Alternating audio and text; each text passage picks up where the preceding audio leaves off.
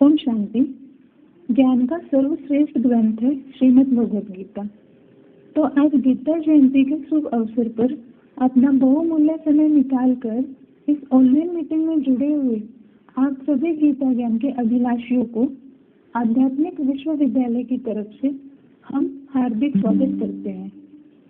सर्वप्रथम हम हर व्यक्ति के जीवन में ज्ञान का महत्व क्या है उसे जानेंगे। ज्ञान बल कहा जाता है, अर्थात ज्ञान की शक्ति से समस्याओं का मुकाबला किया जाता है। कहा जाता है ऋते ज्ञानान मुक्ति, अर्थात बिना ज्ञान के मुक्ति नहीं मिल सकती। ज्ञान को रोशनी भी कहा जाता है, अर्थात ज्ञान मानव को अज्ञान से दूर ले जाता है। कहा जाता है knowledge is source of income, अर्थात ज्ञान से जन्म जन्मांतर की कमाई होती है। और ये भी कहते हैं ज्ञान को कंठ कृपान को दारा, परत खगेश लगे नहीं बारा। जैसे तलवार होती है, धार वाली तलवार जब गले पे पड़ती है तो फट से गला कट जाता है। ऐसे ही अगर ज्ञान किसी की बुद्धि में बैठ गया तो देरी नहीं होती है कल्याण होने में, जल्दी ही कल्याण हो जाता है। मतलब ज्ञान की इतनी महिमा है। परंतु आज की दुनिया में सभी कौन से ज्ञान से विशेष परिचित हैं? किस ज्ञान की महिमा को सभी अपने जीवन में अनुभव कर रहे हैं? वो है भौतिक ज्ञान। साइंस तो आज कितनी उन्नति को पाती गई, परंतु जितनी दवाइयाँ, हॉस्पिटल्स और डॉक्टर्स बढ़ते जा रहे हैं, बदले में उतनी ही बीमारियाँ बढ़ती जा रही हैं। जितने पीस कॉन्फ्रेंसेस हो रहे हैं उतनी अशांति बढ़ रही है। जितने साधन बढ़ रहे हैं उतने हम उनके अधीन बन रहे हैं। साधनों के आधार से गर्मी में ठंडी की अनुभूति और ठंडी में गर्मी की महसूसता होती है, अर्थात सुख मिल रहा है। भौतिक ज्ञान का विश्लेषण और साधनों के आधार से सुख की अनुभूति, क्या यही मानव जीवन का परम लक्ष्य है? क्या इसी भौतिक ज्ञान से सारी समस्याओं का समाधान हो रहा है? नहीं। आज सारी दुनिया, खास भारत जो विदेशों का फॉलोवर बन गया, वो अध्यात्मवाद की तरफ दौड़ रहा है या भौतिकवाद की तरफ दौड़ रहा है? भौतिकवाद की तरफ दौड़ रहा है। पंच तत्वों का ज्ञान लेने तथा पंच तत्वों से बने हुए शरीर को सुख देने के लिए तथा सुख के साधन इकट्ठे करने में आतुर है। परंतु देह का सुख साहूकार ज्यादा ले सकेंगे या गरीब? क्योंकि भारतीय जनता में 70% किसान है जो गरीब है, भूख मर रहे हैं। तो क्या वो किसान ले सकेंगे सुख?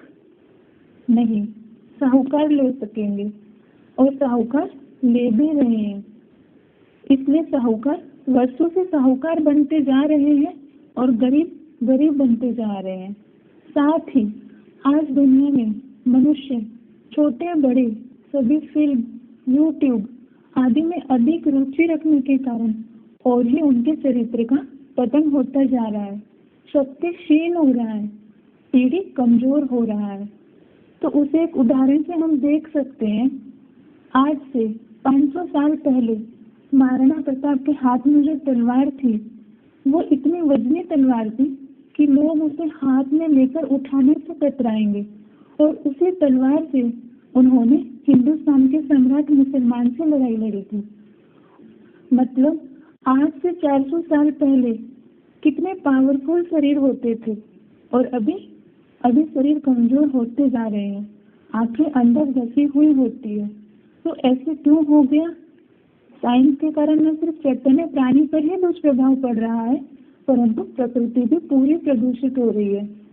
कहीं मनुष्य प्रकृति का नाश करता आया है और कहीं प्रकृति मनुष्य का नाश कर रही है।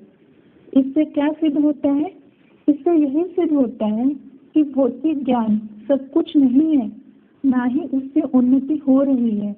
ऊपर से उन्नति लग रही है, परंतु गहराई से देखेंगे तो अंदर से खोखले होते जा रहे हैं। जब कहा जाता है कि ज्ञान से सुख मिलता है, तो भौतिक ज्ञान से सदाकाल का सुख क्यों नहीं मिल रहा है? वास्तव में ये बात अध्यात्म ज्ञान के लिए कहा गया है। अध्यात्म क्या है?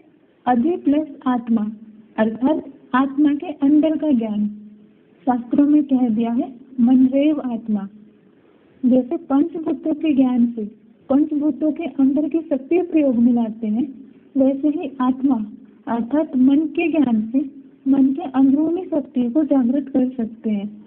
इसे ही साइलेंस की शक्ति कहते हैं, जो साइंस की शक्ति से भी बढ़कर है। साइलेंस की शक्ति साइंस की शक्ति से कैसे बढ़कर है? आज हर एक मनुष्य के पास कम या ज्यादा तन बल भी है, धन बल भी है, जन बल भी है, लेकिन इसके बावजूद भी आज मनुष्य बहुत दुखी अशांत क्यों? क्योंकि मनोबल जो सबसे बड़ी चीज है, आत्मिक शक्ति, वो क्षीण हो चुकी है। आज आदमी बैंक में पैसे इकट्ठा कर रहा है, तन बल एकत्र कर रहा है और जनबल बना रहा है, लेकिन मनोबल के लिए कोई प्रयास नहीं करता। मनोबल की क्या हालत है? सुबह से लेकर शाम तक मन चारों तरफ भटकता रहता है। तो 24 घंटे जब मन बुद्धि का बिखराव होगा तो रिजल्ट क्या आएगा? मनोबल क्षीण होगा, आत्मिक बल क्षीण होगा, विल पावर घटेगी या बढ़ेगी? घटेगी। मन की पावर अगर एकत्र की तो सब कुछ एकत्र किया, और मन की पावर अगर क्षीण कर ली तो कितना भी हम तन बल, धन बल, जन बल इकट्ठा करने में टाइम लगा दें, सब व्यर्थ हो जाता है। और इस आत्मिक स्थिति के आधार पर प्राप्त मनोबल से निश्चिंतता आएगी, अखंड शांति मिलेगी और अखंड विश्वास पैदा होगा। स्थिति परिस्थिति से, समस्याओं से मुकाबला करने की ताकत आएगी, जिसके लिए गीता में आया है, जितात्मनः प्रशांतस्य परमात्मा समाहिता शीतोष्ण सुख दुखेषु तथा मानव पमानयु। अर्थात आत्मजय हर परिस्थिति में संतुष्ट रहता है। एक शब्द में कहें तो आत्मा समझने से सारे ही दैवी गुण आ जाते हैं। साइंस के साधन कभी कभी होते हुए भी यूज नहीं कर सकेंगे, लेकिन साइलेंस के साधन जहाँ भी होंगे, जैसी भी परिस्थिति में होंगे, बहुत जल्दी काम में ले सकेंगे। आज विज्ञान चमत्कार कर रहा है। बिना तार के आधार पर बेतार का तार, वायरलेस या कंप्यूटर कहिए, दूर बैठे ही सारे वाइब्रेशन खींच लेता है, सारी आवाज खींच लेता है, चित्र भी दिखाई देता है, जबकि स्थूल कनेक्शन कुछ भी नहीं रहता है।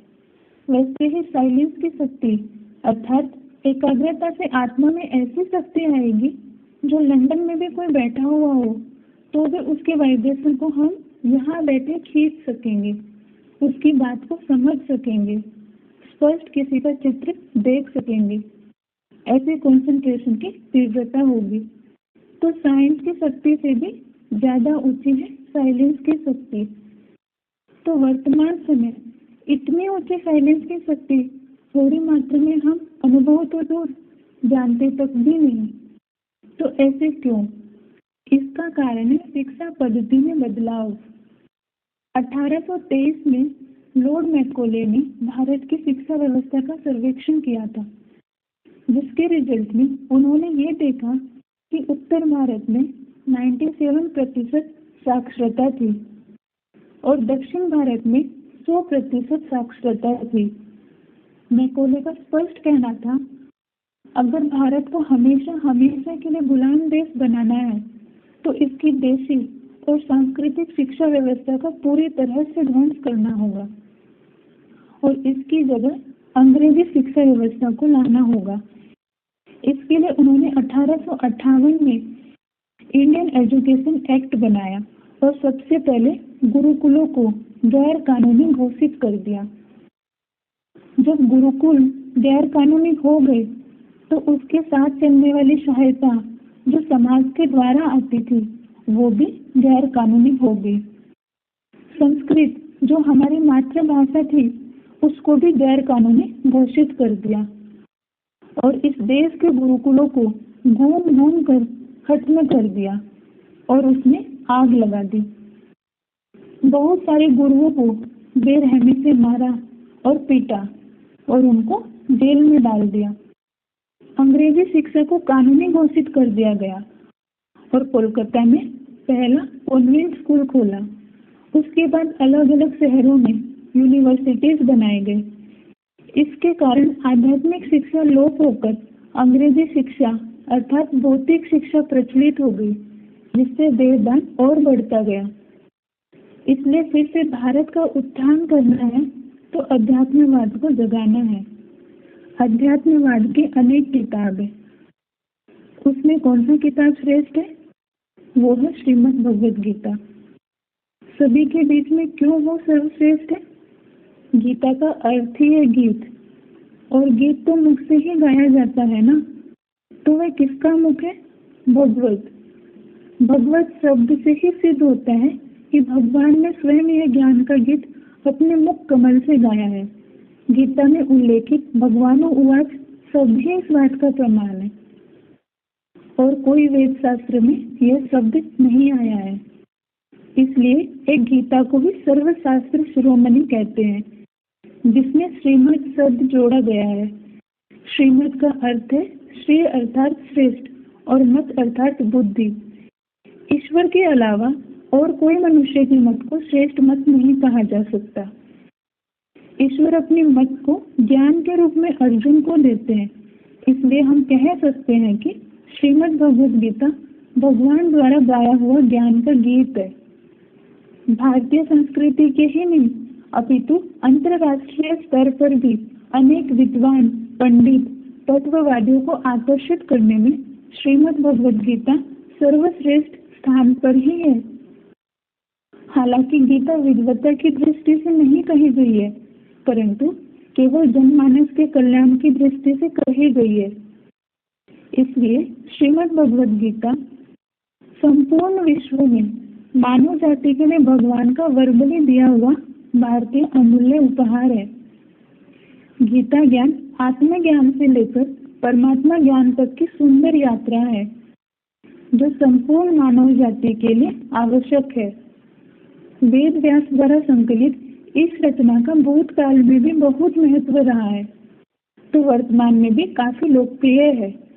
गीता में बताया है व्यास प्रसादात, अर्थात व्यास के प्रसन्नता से यह गीता ज्ञान हमको मिला है। दुनिया वालों के पढ़े लिखे तबक्कों के अंदर गीता की इतनी गहरी छाप बैठी हुई है, जैसे क्रिश्चियंस के अंदर एक छाप बैठी है कि हमारे बाइबल में उतना ज्ञान नहीं है जितना ज्ञान गीता में है। मुसलमान और इस्लामियों की बुद्धि में बैठा है भारत का जो धर्मशास्त्र गीता है, उसमें जितना गहराई का ज्ञान है उतना गहराई का ज्ञान कुरान में नहीं है। तो सारी दुनिया लोहा मानते हैं आज गीता ज्ञान का। ये दुनिया का सर्वोपरि ग्रंथ है, इसकी सबसे ज्यादा टीकाएं हुई है। बाइबल की और कुरान की इतनी टीकाएं नहीं हुई है, गुरु ग्रंथ साहब की इतनी टीकाएं नहीं हुई है। इससे सिद्ध होता है कि गीता सर्वोपरि ग्रंथ है। गीता चिरस्थायी है, जो सर्वविदित, सर्वश्रेष्ठ और सर्व द्वारा गौरवान्वित विश्व परिवर्तक शास्त्र है। गीता सिर्फ धर्म उपदेश देने वाला धर्म शास्त्र नहीं है, बल्कि सभी धर्म वालों की हर क्षेत्र की समस्याओं के समाधान का शास्त्र है, जिससे मानव अपना जीवन खुशहाल बना सकता है। गीता तो जीवन दायिनी है, सुंदर सुखद जीवन जीने की कला सिखाती है। हमारे दैनिक दिनचर्या, खान पान, रहन सहन, आचार विचार, कर्म अकर्म, विकर्म इत्यादि बातों का मार्गदर्शन गीता हमें कराती है। यहाँ तक व्यक्तिगत, धार्मिक, सामाजिक और राजनीतिक समस्याओं के समाधान के लिए भी यह शास्त्र सर्वोपरि माना गया है। अभी व्यक्तिगत स्तर पर गीता से प्राप्त की कुछ मुख्य बातें हम समझेंगे। गीता हमें हर व्यक्ति के जीवन में जो सबसे बड़ा दुख अर्थात सभी संबंधियों के मृत्यु के दुख के समय भी स्थिरम रहने की शक्ति प्रदान करती है, क्योंकि गीता में आया है नैनम छिन्दन्ति शस्त्राणि नैनम दहति पावका न चैनम क्लेदन ताप न शोष्यति मारुतः। अर्थात हर मनुष्य मात्र का असली स्वरूप जो आत्मा है वो अविनाशी है, जिसको पंच तत्व कोई हानि नहीं पहुंचा सकते हैं, अर्थात आत्मा की मृत्यु नहीं हो सकती है। गीता में यह भी आया है जातस्य हि ध्रुवं मृत्यु ध्रुवं जन्म मृतस्य च तस्मात् परिहार्यते न त्वं सोचितुं अर्हसि। अर्थात जन्म लेने वालों की मृत्यु निश्चित है और मरने वालों का जन्म निश्चित है, इसलिए ऐसे में टलने वाली बातों के लिए शोक नहीं करना। गीता में आत्मा का शरीर लेना या शरीर छोड़ना अर्थात जन्म और मृत्यु की परिभाषा के लिए आया है। वासांसि जीर्णानि यथा विहाय नवानि गृह्णाति नरो पराणि तथा शरीराणि विहाय जीर्णानि अन्यानि संयाति नवानि देहि। अर्थात जैसे मनुष्य पुराने वस्त्रों को त्याग कर नया वस्त्र धारण करता है, वैसे ही आत्मा पुराने शरीर को त्याग कर नया शरीर धारण करती है। गीता में ये भी बताया है कि चंचल मन पर हम जीत कैसे पा सकते हैं, जिसके लिए गीता में कहा है अभ्यासेन तो कौन्तेय वैराग्येन च गृह्यते। अर्थात अभ्यास और वैराग्य द्वारा चंचल मन को एकाग्र कर सकते हैं और चंचल मन को एकाग्र करना भी जरूरी है। क्यों? क्योंकि गीता में आया है इंद्रियाणां हि चरतां यत् मनोनो विधीयते तस्य हरति प्रज्ञां वायुर्नावमि वांगसी। अर्थात चंचल मन बुद्धि को भी हरण करेगा, अर्थात बुद्धि नष्ट होगी और जहाँ कुमति होगी वहाँ अनेक विपत्ति होगी, जिसके लिए कहा है जहाँ सुमति तहाँ संपत्ति नाना जहाँ कुमति तहाँ विपत्ति निदाना। गीता ज्ञान से मनुष्य नशीले पदार्थों का सेवन, अशुद्ध अन्न और अशुद्ध संग से प्राप्त सुख, जो शुरू में अमृत और परिणाम में विष समान होता है, जिसको ही गीता में राजसी सुख कहा है, उसको आसानी से छोड़ देता है। इसके लिए गीता में कहा है ये ही संस्पर्शर्या भोगा दुख योनि एवते आगंतवंत कौन्तेय न तेसु रमते बुधा। अर्थात इंद्रियों का सुख तो दुखों का जन्म लाता है और क्षण भंगुर है, इसलिए बुद्धिमान इन सुखों में रमन नहीं करते हैं। तो उसे ऐसी क्या प्राप्ति होती है जिससे वह इतनी आसानी से व्यसनों को छोड़ देता है? उसको पतन के गर्त में ले जाने वाली अल्पकालीन क्षणभंगुर सुख से भी ऊंचा सुख मिल जाता है, जिसके लिए गीता में बोला है बुद्धिग्राह्यम अति इंद्रियम। अर्थात अतीन्द्रिय सुख जो बुद्धि से ग्रहण किया जाता है। अभी धार्मिक स्तर पर गीता से प्राप्तियों की कुछ मुख्य बातों को समझेंगे। गीता में कहा है न ही ज्ञानम सदृशम पवित्रम इह विद्यते। अर्थात गीता ज्ञान समान परम पवित्र इस संसार में कुछ भी नहीं है और इसी पवित्र ज्ञान से हमारे पाप धुल जाते हैं, जिसके लिए गीता में आया है ज्ञान निर्दुत कल्मषा गंगा स्नान। अर्थात स्थूल जल से शरीर शुद्ध हो सकता है, परंतु गीता ज्ञान तो मैले मन को भी शुद्ध कर देता है। धार्मिक स्तर पर भगवान प्राप्ति हेतु जन्म जन्मांतर से जप तप यज्ञ तीर्थ यात्राएं दान पुण्य आदि क्रियाएं करते आए हैं, परंतु गीता में आया है परमात्मा को पाने के लिए कोई शारीरिक कष्ट देने की जरूरत नहीं है और ना ही वेद पाठ यज्ञ तप दान आदि की, क्योंकि परमात्मा को ज्ञान द्वारा ही जाना तथा पाया जा सकता है। अर्थात ज्ञानम ज्ञेयम ज्ञान गम्यम। और इसी गीता के आधार से योगी इन सारे कर्मकांड करने वालों से भी उच्च पद पा लेता है, जिसके लिए गीता में आया है वेदेषु यज्ञेषु तपस्सु चैव दानेषु यत् पुण्य फलं प्रदिष्टम्। क्योंकि ईश्वर ने अपनी पूजा याचना करने के लिए कोई नियम निर्धारित नहीं किए हैं और ना ही ईश्वर ने स्वाहा स्वाहा बोलने वाले यज्ञ आदि करने जैसे व्यर्थ कर्म सिखाए हैं। ना ही अल्लाह बहरा है जिस तक आवाज पहुंचाने के लिए लाउड स्पीकर लगाना पड़े। कबीर दास ने ही कहा है पत्थर पूजे हरे मिले तो मैं पूजो पहाड़ तातेड़ मुल्ला बाग दे क्या बहरा भयो खुदाए। तो गीता के मार्ग को अपनाकर हम कर्म बंधनों से मुक्ति प्राप्त कर सकते हैं और मोक्ष अर्थात भव सागर से भी पार जा सकते हैं, जिसके लिए गीता में आया है, तेसाम अहम समुद्धर्ता मृत्यु संसार सागरात भवामि न चिरात पार मैया वेशित चेतसाम। इसके बाद हम सामाजिक स्तर पर गीता से प्राप्त होगी कुछ मुख्य बातों को समझेंगे। आज समाज की सबसे बड़ी समस्या क्या है? विश्व में शांति कैसे हो? इसके लिए अनेक पीस कॉन्फ्रेंसेस करने के बावजूद भी शांति के बदले और ही अशांति बढ़ती जा रही है। उसका निदान गीता में बताया है, भोक्ताराम यज्ञ तपस्याम सर्वलोक महेश्वरम सुहृदम सर्वभूतानम ज्ञात्वा मां शांतिम वीक्षति।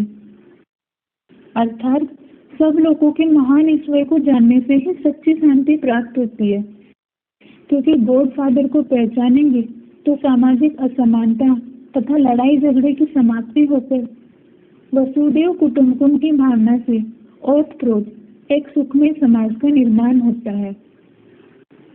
राजनीतिक स्तर पर गीता से प्राप्त की कुछ मुख्य बातों को हम समझेंगे। गीता में आया है, राजविद्या राजगुह्यम पवित्रम इदम उत्तमम, अर्थात उत्तम राजाई की शिक्षा श्रेष्ठ शासन तंत्र की उच्च कला सिखाती है, जिससे राजा श्रेष्ठ तो प्रजा भी श्रेष्ठ बन जाती है।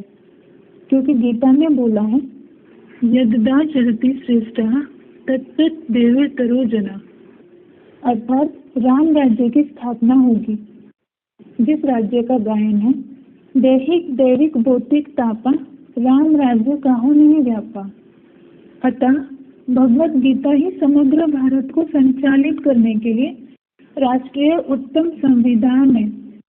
जिस संविधान के लिए गीता में कहा गया है, तस्मात् शास्त्रम प्रमाणं ते कार्य कार्य व्यवस्थितो ज्ञात्वा शास्त्र विधान उत्तम कर्म कर्तुम इहरसि, अर्थात करने और न करने योग्य कर्मों का फैसला करने के लिए गीता शास्त्र ही प्रमाण है।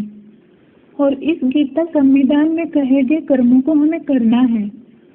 और यदि गीता विधान को छोड़कर कोई मानव सुखी रहना चाहे तो वह कहाँ तक संभव हो सकता है? क्योंकि गीता में तो कहा है, यह शास्त्र विधि उत्सृज्य वर्तते काम कारतः न स सिद्धिम अवाप्नोति न सुखम न पराम गति। सच्चे अर्थों में कहा जाए तो गीता का मूल्य मानव जीवन के साथ इतना ही ओतप्रोत है जितना प्राणियों के जीवन में श्वास की और मछली के जीवन में पानी की। गीता की इतनी महिमा है तो क्या सारी दुनिया की अर्थात हर धर्म के आत्माओं के जीवन में गीता का इतना प्रभाव देखने में आ रहा है? इससे पहले हम गीता जयंती क्यों और कैसे मनाई जाती है इसको समझेंगे। कहते हैं कि जिस दिन श्री कृष्ण ने अर्जुन को गीता का ज्ञान दिया था, उस दिन मार्गशीर्ष शुक्ल पक्ष की एकादशी थी। इसलिए इस दिन को गीता जयंती के रूप में हर वर्ष मनाया जाने लगा, क्योंकि इस ज्ञान को सुनने के बाद ही अर्जुन ने महाभारत युद्ध किया और अधर्म पर धर्म की विजय प्राप्त की थी। वास्तव में अर्जुन को दिया गया ज्ञान श्रीमद् भगवद गीता के नाम से भी प्रसिद्ध है। गीता जयंती दुनिया में धूमधाम से मनाया जाता है।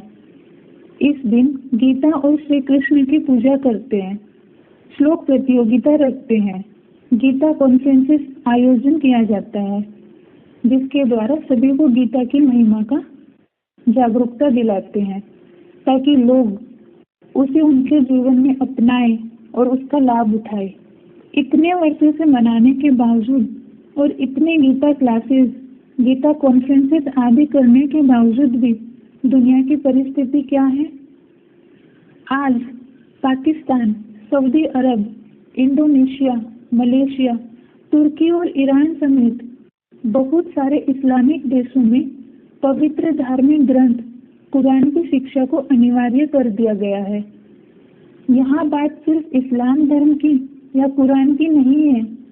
पश्चिम देशों में ईसाई धर्म के पवित्र ग्रंथ बाइबल को पढ़ा जाता है और वहाँ लोग अपने घरों से लेकर होटल्स में, दफ्तरों में, यहाँ तक कि अस्पतालों में मरीजों को भी बाइबल पढ़ने के लिए देते हैं। बाइबल रखने के लिए दिया जाता है। अमेरिका के राष्ट्रपति अपने पूर्वजों से मिली बाइबल पर ही हाथ रखकर राष्ट्रपति पद की शपथ लेते हैं। लेकिन शायद भारत ही एक ऐसा देश है जहाँ रामायण और गीता की बात करना भी सांप्रदायिक माना जाता है।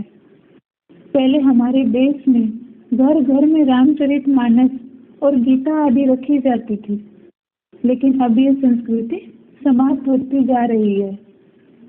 और सच ये है कि हमारे देश में कई लोग अब भी धार्मिक ग्रंथों को ना तो पढ़ते हैं और ना ही इन्हें अपने घर में कोई स्थान देते हैं। गिनीज वर्ल्ड रिकॉर्ड्स के मुताबिक आज तक पूरी दुनिया में जिस पुस्तक की सबसे ज्यादा बिक्री हुई है उस सूची में पहले स्थान पर है बाइबल। बाइबल की 500 करोड़ कॉपीज अब तक दुनिया भर में बिक चुकी है। इस सूची में तीसरे स्थान पर कुरान है, जिसके अब तक 80 करोड़ कॉपीज लोग खरीद चुके हैं। इस सूची में दूर दूर तक रामचरितमानस और गीता का कहीं भी जिक्र नहीं है। गीता प्रेस के मुताबिक वर्ष 1923 से लेकर आज तक यानी 100 वर्षों में गीता की सिर्फ 16 करोड़ 21 लाख प्रतियों की बिक्री हुई है, जबकि हमारे देश में 110 करोड़ हिंदू रहते हैं। इससे आप समझ सकते हैं कि भगवान श्री राम और भगवान श्री कृष्ण के अपने ही देश में लोग रामचरितमानस और गीता को पढ़ते नहीं। इसका यह भी कारण है कि कुछ लोगों की मान्यता इस प्रकार भी है कि गीता भागवत आदि महाभारत का सूचक है और वो किताब अगर घर में रखा जाए तो घर में कलह क्लेश होता है। गीता इतनी महिमावंत होने के बावजूद भी समग्र भारतवासी और सभी धर्म वाले इसको क्यों स्वीकार नहीं कर पा रहे हैं? कारण यही है कि गीता में जो कृष्ण भगवान का नाम डाला है वो सर्वमाननीय नहीं है। सब कृष्ण को भगवान स्वीकार नहीं कर पा रहे हैं, इसलिए वो सीमित होकर रह गया है। यही महान भूल है जिसके कारण सारे संसार की उन्नति नहीं हो रही है, क्योंकि ईश्वर का सच्चा स्वरूप को हमने जाना ही नहीं। इसका प्रूफ क्या है? भारत में अनेकता होते हुए भी एकता है ऐसे कहा जाता है, लेकिन ये सिर्फ बोलने के शब्द है, मानने के नहीं। जिसका प्रमाण है धर्म के प्रति सबसे ज्यादा लड़ाई झगड़े भारत में होते हैं, क्योंकि दुनिया में भारत ही एकमात्र ऐसा देश है जहाँ सर्वधर्म मौजूद है। आज हर धर्मवंशी अपने अपने धर्म पिता या धर्म ग्रंथों को श्रेष्ठ बताने के लिए एक दूसरे का रक्तपात करने में भी पीछे नहीं हटते। एक छोटी सी बात भी झगड़े का कारण बन जाती है, जिसका कारण अनेक धर्म और अनेक धर्म के कारण स्थापित अनेक मतें, समाज, परंपराएं, नीति नियम। ये धर्म परंपराएं इत्यादि ईश्वर ने नहीं बनाए हैं। वहीं हर धर्म के ईश्वर अलग अलग होते हैं। जब वो भगवान का ही लड़ता नहीं तो उसके लिए आज हम हिंदू, मुस्लिम, सिख, ईसाई आदि आपस में क्यों इतना विवाद और मतभेद बनाकर दुनिया में अशांति फैला रहे हैं? जिसका कारण है कि हमने ईश्वर को जाना ही नहीं है। जैसे अनाथ बच्चों को माता पिता की पालना नहीं मिलती है तो वो आपस में लड़ते झगड़ते हैं, ऐसे ही आज सभी मनुष्य मात्र ईश्वर के स्वरूप को न जानने के कारण अनाथ ही है। जिसका प्रमाण है 2500 वर्ष से इतने पूजा पाठ, यज्ञ, दान, हज, नमाज, प्रेयर, सत्संग, गुरुवाणी इत्यादि कर्म करते हुए भी कोई ईश्वर को प्राप्त नहीं कर सके। सभी सिर्फ भटक रहे हैं। सभी जानते हैं भगवान सिर्फ दिल की सुनता है, सिर्फ सच्चाई देखता है। पूजा की विधि विधान, ढोल बजाना, जो कर्म दूसरों को परेशान करे, ऐसे कोई कर्म ईश्वर नहीं बताता, इसलिए आज तक कोई ईश्वर तक पहुंच ही नहीं सका, न उनको जान सका, क्योंकि सभी ने अपने स्वार्थ का रास्ता बताया और लोगों को भ्रमित किया। ईश्वर तो कहता है सिर्फ मुझे याद करो। याद करने के लिए किसी भी प्रकार का हंगामा या शोर शराबा करने की जरूरत नहीं है, जिसका प्रमाण हर धर्म में है। सभी ने ईश्वर को प्राप्त करने के लिए तपस्या की, भगवान को भूल गए। इसका कारण क्या है? कारण यही है कि हम स्वयं को भूल गए।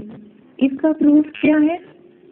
सभी जानते हैं ईश्वर की दृष्टि में श्रेष्ठ कौन है और निष्कृष्ट कौन है। फिर भी परंपरागत बनाए हुए कर्मों को धर्म समझकर हम करते हैं, विचार भी नहीं करते क्या गलत है और क्या सही।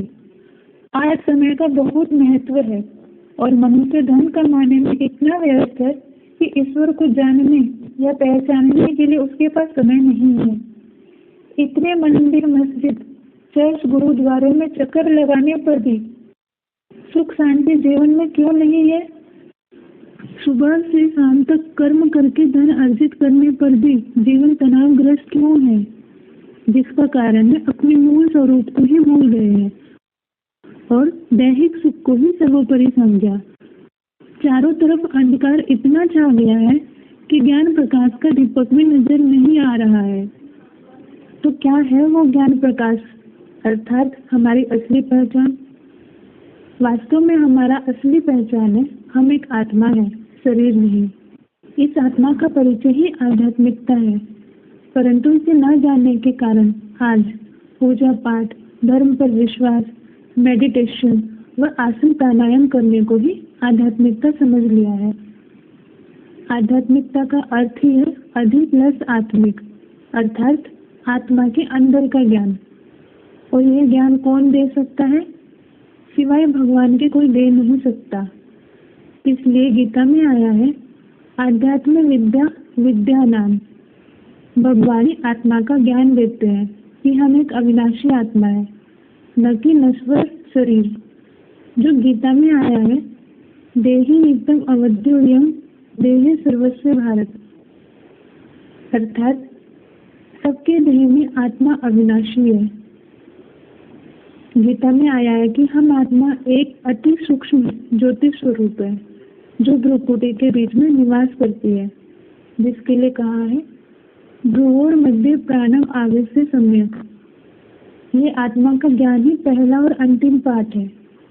इस ज्ञान को जीवन में न धारण करने के कारण आज मनुष्य मात्र भौतिकवाद की तरफ जा रहे हैं, जिसके फल स्वरूप सुख शांति के खोज में व्यक्ति वस्तु और वैभवों के गुलाम बनते जा रहे हैं।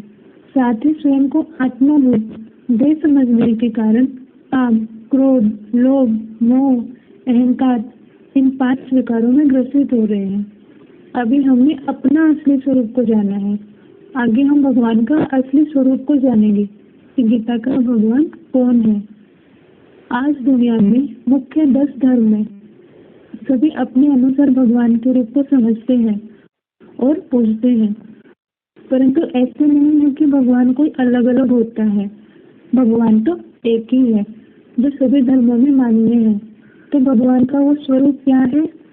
भगवान का असली स्वरूप ज्योतिर्बिंदु है, अर्थात निराकार है, जिसके लिए गीता में आया है ज्योति समपि तत् ज्योति। गीता में भगवान के स्वरूप के वर्णन में कहा गया है अनुरण्यांशम, अर्थात अणु से भी अति सूक्ष्म, अर्थात निराकार है। इसके अतिरिक्त गीता में भगवान के लिए कृष्ण, सर्वलोक महेश्वरम, कालोस्मी, आदिदेव आदि व्यक्त स्वरूपों का भी उल्लेख आया है। एक और अजन्मा भी कहा तो दूसरी ओर दिव्य जन्मा, अर्थात जन्म कर्म से में दिव्यम भी कह दिया है। तो आखिर गीता ज्ञानदाता निराकार है या साकार, या दोनों का सम्मिलित रूप है? तो भगवान का मूल रूप निराकार है, तो उनका नाम क्या है? जिस ज्योति के यादगार में भारतवर्ष में ज्योतिर्लिंग बने हुए हैं, उनका नाम है शिव। शिव नाम गुणवाचक है, जिसका अर्थ है कल्याणकारी, जिसके लिए कहा जाता है सत्यम शिवम सुंदरम, अर्थात वह शिव ही सत्य है वही कल्याणकारी और सुंदर भी है, जिन्हें सदाशिव भी कहा जाता है, अर्थात सदैव कल्याणकारी है। शिव कहने से ही सभी की बुद्धि में जटाधारी शंकर आ गया होगा, परंतु शंकर को तो त्रिदेवों में श्रेष्ठ अर्थात देव देव महादेव कहा जाता है। गीता के श्लोक में बताया है कि भगवान अलग है और देवताएं अलग है, तो इससे स्पष्ट है कि शिव भगवान और शंकर देवताओं में बड़ा महादेव है। अभी आपके मन में प्रश्न आया होगा कि शिव और शंकर को फिर एक ही क्यों समझते हैं? इस राज को हम थोड़ी ही देर में समझेंगे। भगवान के लिए कहते हैं, ऊंचा तेरा नाम, ऊंचा तेरा काम और ऊंचा तेरा धाम, तो जरूर उस धाम का रहने वाला ही होगा, जिसके लिए गीता में आया है तत् धाम परमा मम, अर्थात भगवान परम धाम का रहने वाला है, जहाँ पर सूरज, चांद और अग्नि की रोशनी नहीं पहुँचती। हम आत्माएं भी उसी धाम के रहने वाले हैं।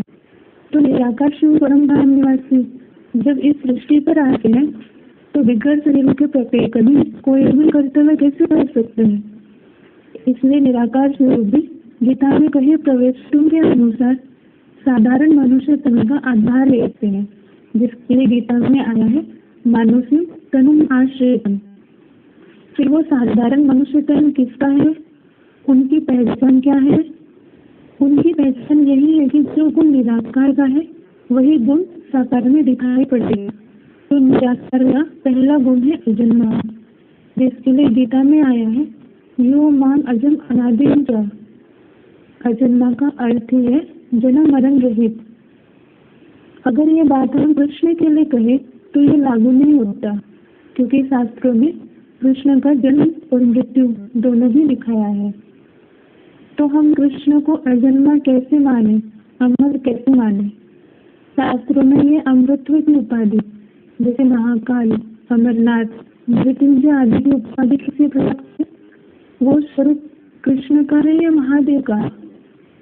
इसी महाकाल का उल्लेख गीता में भी आया है। जब अर्जुन ने भगवान से पूछा, आख्या ही मेरे को भगवान उग्र रूप, अर्थात ऐसे उग्र रूप वाले आप कौन हो? इसके उत्तर में भगवान ने कहा है कालोस्मि लोकस्य कृत प्रवृत्तो, अर्थात संसार का महाविनाश करता विकराल काल में हूँ।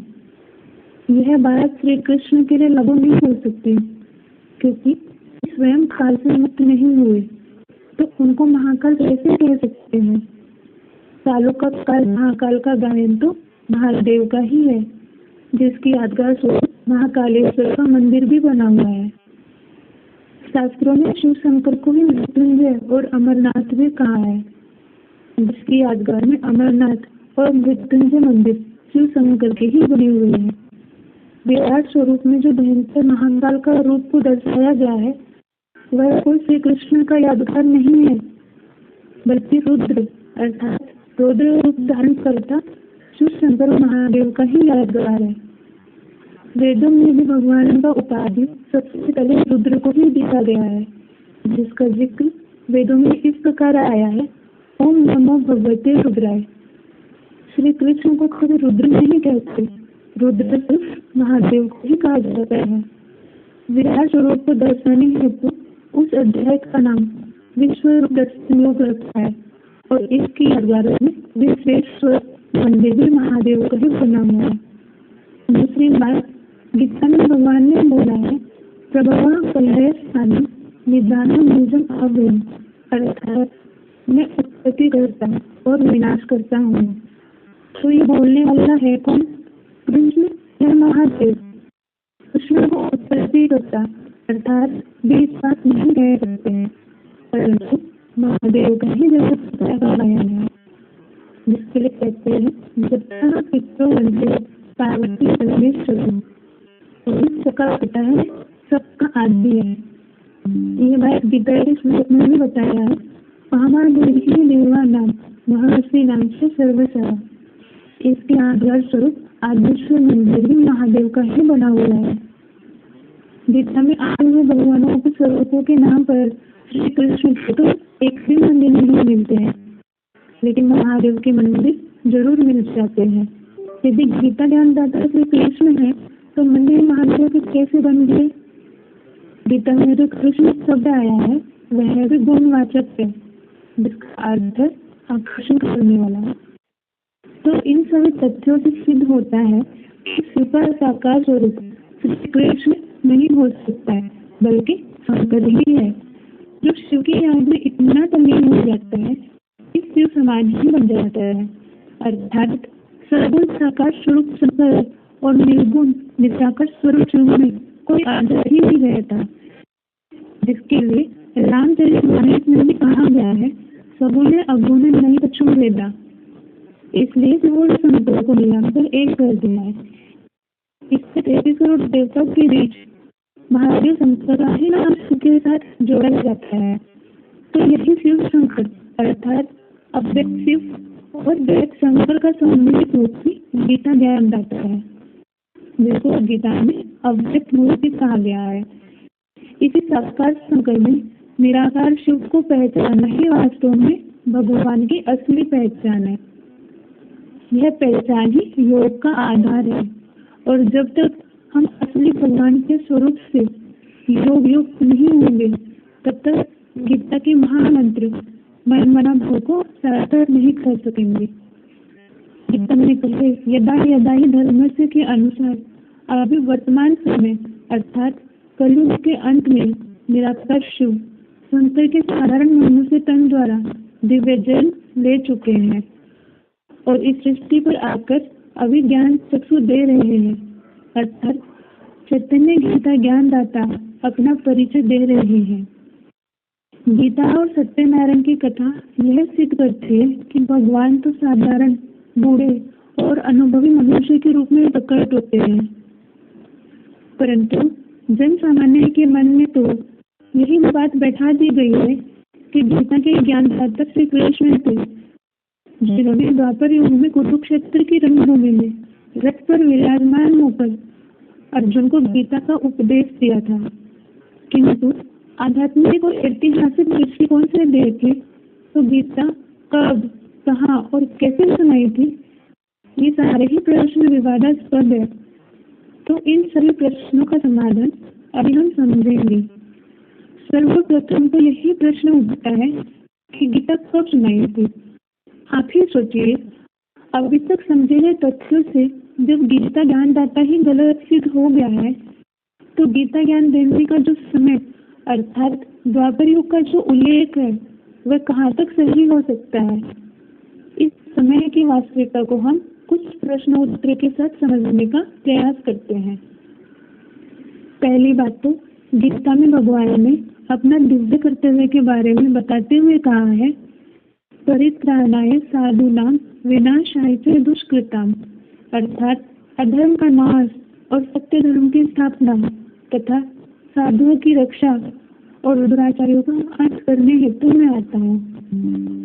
अगर भगवान ने द्वापर में आकर अधर्म का नाश कर दिया, तो सतयुग आने के पहले पापी कलयुग क्यों आ गया है और तृतीय और चतुर्थ विश्व युद्ध की संभावना ही क्यों रह गई है।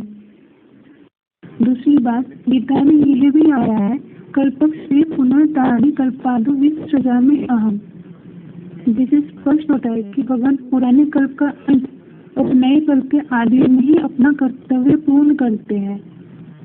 तो क्या फिर द्वापर युग को पूरे कल्प का अंत कह सकते हैं? नहीं, क्योंकि सारे युगों को मिलाकर ही एक कल्प कहा जाता है। तो कलयुग के अंत को ही कल्पांत का समय कहेंगे। इस कल्पांत में ही भगवान के अवतरण का उल्लेख रामायण में भी आया है, कल्प कल्प लंबी प्रभु अवतारा। इससे सिद्ध होता है कि गीता ज्ञान द्वापर में नहीं दिया गया था, बल्कि आदि वर्तमान समय कलयुग अंत में ही दे रहे हैं, जिस कलयुग अंत में ही हर एक मानव अर्जुन के मुआफिक अपने जीवन के युद्ध भूमि में कम या ज्यादा विषादग्रस्त हो जाते हैं। इस प्रकार द्वापर युग का समय भी गलत सिद्ध हो गया। तो अभी रही स्थान की सत्यता की बात, अर्थात कुरुक्षेत्र की युद्ध भूमि कहाँ तक सही हो सकती है। पहला प्रूफ गीता में आया है, धर्म क्षेत्र कुरुक्षेत्र, कुरु माना कर्म और क्षेत्र माना स्थान। तो क्या यह बात कोई सीमित कुरुक्षेत्र स्थान की हो सकती है? तो जरूर भगवान उस स्थान की ओर सूचित कर रहे हैं जहाँ पर सारे धर्मों की उपस्थिति हो और उन धर्मों के आधार पर अनेक कर्मकांड भी किए जाते हो। एक भारत ही ऐसा स्थान है जहाँ पर अनेक धर्म और अनेक कर्मकांड दिखाई देते हैं। अर्थात जाति, धर्म, भाषा को लेकर जितना वितंडावाद और आपसी संघर्ष भारत में देखा जाता है उतना और किसी देश में नहीं देखा जाता। इसलिए इस युद्ध का नाम महाभारत है। वहाँ यूरोप या वहाँ अमेरिका नहीं कहेंगे। दूसरा प्रूफ, गीता में दिखाया जाता है कि भगवान अर्जुन के रथ में बैठ ज्ञान सुनाते हैं। तो अभी कुरुक्षेत्र कोई सीमित जगह की बात नहीं है। तो भगवान के उस कुरुक्षेत्र में आध्यात्मिक रहस्य आखिर क्या है? तो क्या ये कोई अर्जुन के स्थूल रथ की बात होगी? क्योंकि कठोपनिषद में आया है आत्मानं रथेनं विद्धि शरीरं रथमेव च, अर्थात शरीर ही वास्तव में आत्मा रूपी रथी का रथ है। इससे स्पष्ट होता है कि निराकार शिव कोई शरीर रूपी रथ में बैठकर अर्थात शंकर के साधारण मनुष्य शरीर में प्रवेश कर मानव जाति के कल्याण हेतु ही गीता ज्ञान अब वर्तमान समय में दे रहे हैं। अतः निराकार और साकार का सम्मिलित रूप शिव शंकर भोलेनाथ ही असली गीता ज्ञान लाता है, न कि कृष्ण। यही गुह्य रहस्य है जो गीता ज्ञान की गहराइयों में छिपा हुआ है। अभी तक यह सिद्ध हो गया है कि गीता का भगवान कृष्ण नहीं और गीता द्वापर में नहीं सुनाई गई, न ही कुरुक्षेत्र के छोटे से स्थान में वह युद्ध हुआ। तो जब ये सारी बातें गलत सिद्ध हो गई तो गीता में जो हिंसक ही दिखाया गया वह कहाँ तक सही हो सकता है? आपके भगवान ने कौन सा युद्ध करवाया, हिंसक या अहिंसक? गीता में लिख दिया है हिंसक युद्ध कराया। बड़े बड़े साधु सन्यासी खून खराबा करना सिखाते हैं क्या? नहीं। जो साधु सन्यासी पंडित विद्वान भी हिंसक बनना नहीं सिखाते तो भगवान क्या हिंसा कराने के लिए आता है? गीता में या महाभारत में जिस हिंसक युद्ध की बात बताई है वो वास्तव में रॉन्ग है। भगवान ने तो विकारों का अहिंसक युद्ध कराया था। गीता में भी लिखा हुआ है, हे अर्जुन, काम और क्रोध यह तेरे महाशत्रु है, इनसे युद्ध कर। तो मनुष्य मनुष्य का दुश्मन नहीं होना चाहिए। अपनी जाति वालों से प्यार करना चाहिए, उनका उत्थान करना चाहिए। तो अभी हम सेशन पूरा करने से पहले आप समझे हुए हम सुन नहीं सकते बातों को संक्षेप में बताते हैं।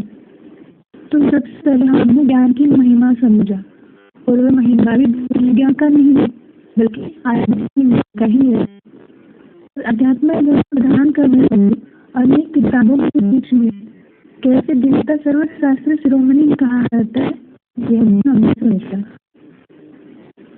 गीता हर समस्या का अर्थात व्यक्तिगत, राजनीतिक समस्याओं का कैसे समाधान करता है तो वो भी हमने समझा। गीता की इतनी महिमा होते हुए भी सभी धर्म वाले अर्थात सारा संसार इस पर क्यों नहीं कर पा रहा है? क्योंकि कृष्ण को धर्म वाले नहीं मानते। तो यही अर्थात गीता का भगवान कृष्ण सबसे बड़ा भूल है। इस भूल का भी कारण हमने समझा कि हम खुद को भूल गए कि हम अविनाशी आत्मा है, न कि नश्वर शरीर।